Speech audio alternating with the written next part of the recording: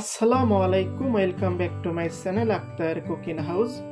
প্রিয় ভাই বোনেরা, আজ আপনাদের সাথে কলা এবং কফি স্মুথ রেসিপি বানিয়ে শেয়ার করব। অবশ্যই আপনারা পুরো ভিডিও দেখবেন। আজকের রেসিপি কিন্তু সকলের পছন্দ হবে আশা করছি। টেবিলে চলে আসলাম, একটা মগ নিয়েছি। এখানে দেখতে পাচ্ছেন একটা নেসক্যাফের প্যাকেট। আপনারা কফিও নিতে পারেন অথবা নেসক্যাফেও নিতে পারেন। এখন নিয়ে নিচ্ছি 2 টেবিল চামচ কফি।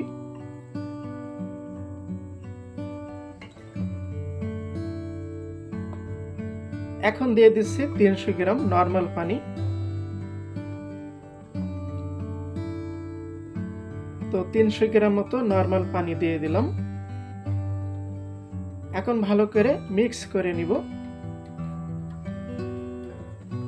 নেসক্যাফে কিন্তু বেশি দিলে হবে না, আবার কমও দিলে হবে না। তো আপনাদের পরিমাণ মতো আপনারা নিয়ে নেবেন। এখন ঢেকে রাখবো, 2 ঘন্টা মতন ঢেকে রাখবো।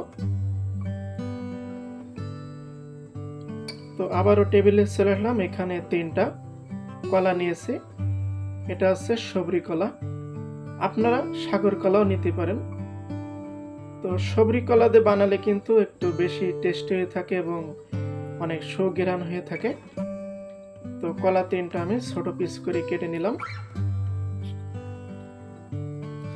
একটা বলে উঠিয়ে নিলাম। তো 2 ঘন্টা পরে কিন্তু আমি ফিরে আসলাম। দেখতে পাচ্ছেন আমি ভিজে রেখেছিলাম 2 ঘন্টা। এখন এক সাইডে রেখে দিব। এখন ব্লেন্ডারের পালা। প্রথমে কলাগুলো দিয়ে দিলাম। 200 গ্রাম তরল দুধ,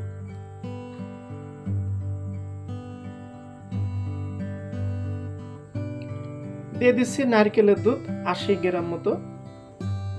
অবশ্য আপনারা নারকেলের দুধ দেওয়ার চেষ্টা করবেন। এখন দিয়ে দিচ্ছি 50 গ্রাম বাদাম। বাদামগুলো আমি গুঁড়ো করে নিয়েছি। অবশ্য আপনারা বাদামগুলো গুঁড়ো করে নেবেন। 2 টেবিল চামচ আইসিং সুগার। এখন দিয়ে দিব ভ্যানিলা। 1 চা চামচ ভ্যানিলা দিয়ে দিলাম। ভ্যানিলা দিলে অনেক সুঘ্রাণ হয় এবং টেস্ট হয়ে থাকে।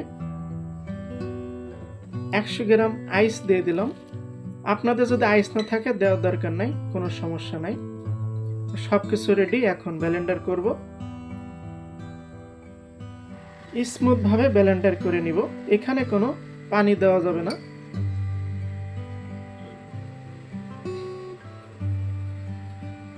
অবশ্যই ভালো করে ব্লেন্ডার করে নিতে হবে। তো ব্লেন্ডার করা হয়ে গেল। তো এখন পরিবেশনের পালা। আবারও টেবিলে চলে আসলাম। 2টা গ্লাস নিয়েছি।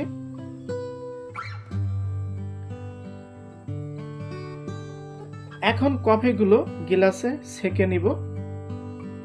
কফিগুলো কিন্তু 2 ঘন্টা মতন আমি ভিজে রেখেছিলাম। এখন গ্লাসে হাফ হাফ করে নিয়ে নিচ্ছি।